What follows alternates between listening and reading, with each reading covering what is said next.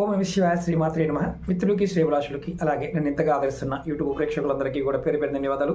మిత్రులారా, మీ అందరికీ పరాదేవత ఎలవేళలా మీతో ఉండి మీ మనోవాంఛ నెరవేర్చాలని మనస్ఫూర్తిగా కోరుకుంటున్నాను.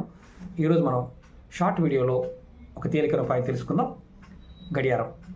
మన ఇంట్లో పెట్టుకునే గడియారం ఏ దిక్కున ఉండాలి, ఎలాంటి కలర్లో ఉండాలి, ఏ దిక్కున పెట్టుకుంటే ఎలాంటి ఫలితం కలుగుతుందో చెప్తాను. మన ఇంట్లో ఉన్న గడియారాన్ని తప్పకుండా ప్రప్రథమంగా ఉత్తర దిక్కుని పెట్టుకోవాలి. అలాగే గడియారానికి ఉండే కలర్ కూడా లైట్ కలర్ అంటే వైట్ కలర్ కావచ్చు, లైట్ కలర్ కావచ్చు, వెనకాల చూపిస్తున్న బ్రౌన్ కలర్ లాంటి కూడా పెట్టుకోవచ్చు.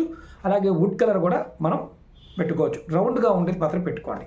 అలాగే ముఖ్యంగా తూర్పు వైపు పెట్టుకోవచ్చు, పడమర వైపు పెట్టుకోవచ్చు. దక్షిణం మాత్రం పొరపాటు పెట్టకండి. దక్షిణం వైపు పెట్టడం వల్ల పితృదేవతల యొక్క కోపానికి గురవుతారు.